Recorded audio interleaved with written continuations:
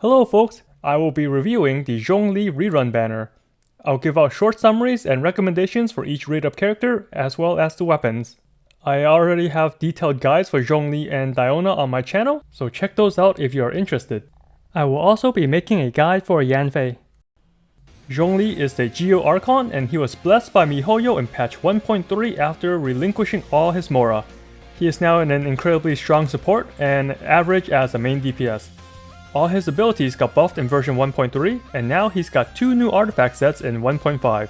His Jade Shield mitigates a lot of damage and reduces nearby enemy resistance by 20% to all damage types.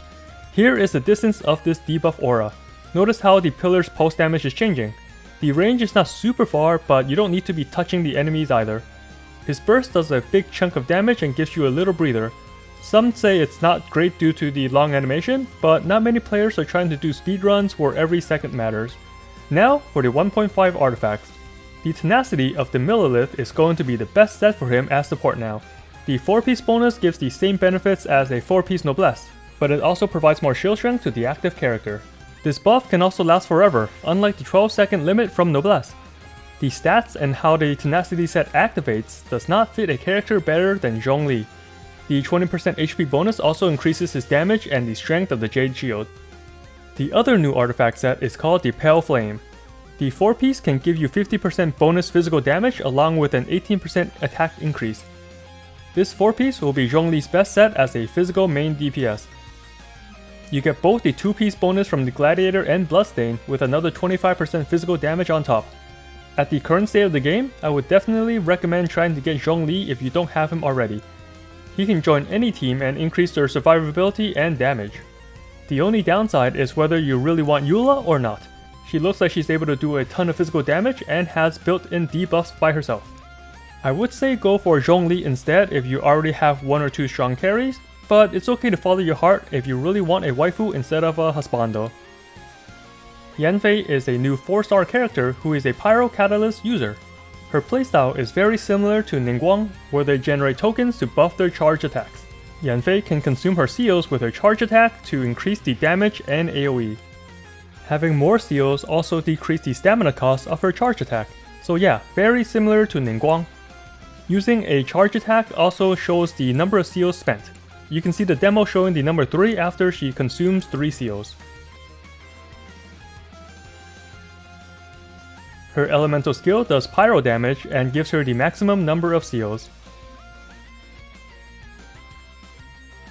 Her elemental burst does a little more damage and gives her a buff. This buff increases her charge attack damage and gives her seals over time. This means she's going to be a main DPS, needing to stay on the field to utilize her buff and do damage. Her raw damage numbers are not as high as Ningguang, but Yanfei has the benefit of doing pyro damage. This means she can amplify her damage with vaporize or melt reactions, something that Ningguang cannot do. However, one downside of Yanfei is her element. The game already has plenty of pyro main DPS and we are adding another into the mix. Diona is a cryo support that provides a lot of utility. She can make a shield to prevent damage, and the shield can also increase your move speed. Her burst also provides a small amount of healing and a good amount of cryo application. If you give her the sacrificial bow, then she can spawn a lot of energy particles as well. Overall, she supplies less damage than her cryo counterparts Kaya and Rosaria, but Diona does supply more utility with her shield. We will also be getting her hangout event and a free copy of her from completing the energy amplifier event. Noelle has been rated up in many banners and she is guaranteed in the beginner banner. In general, she is not that great of a geo support because she does not generate any energy particles. She is useful in certain encounters from events or if you need a very strong shield. Her damage output also spikes once you reach Constellation 6. She ends up doing a lot of damage while being almost unkillable at the same time. The Geo Resonance and shield buffs from patch 1.30 also increases her damage and survivability. She is also one of the few characters that focuses on the defense stat, so there's a lot less competition for artifacts. You might already have a good set for her without knowing it.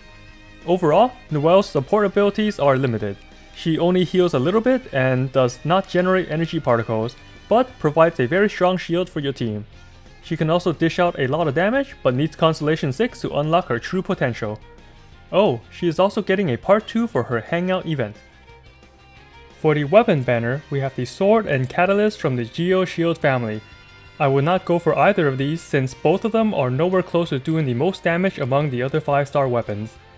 The 4-star rate ups are not too special this time either. We got the sacrificial bow, which is mostly used for Diona.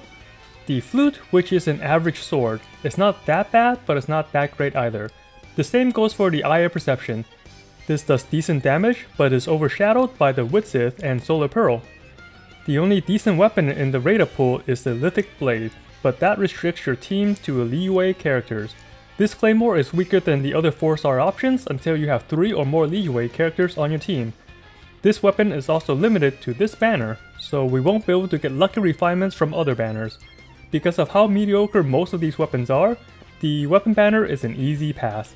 This is actually good news. It means we can just focus on the character banner and save the remaining Primogems for Eula and maybe her weapon.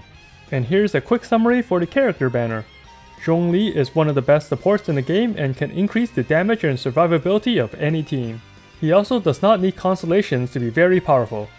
If you are free to play and are debating between Zhongli and Eula, I suggest getting Zhongli if you want to breeze through the content even more. Eula is the main DPS, and there are lots of other characters that already fit that role. For Yanfei, she plays similar to Ningguang, but have a lower raw damage.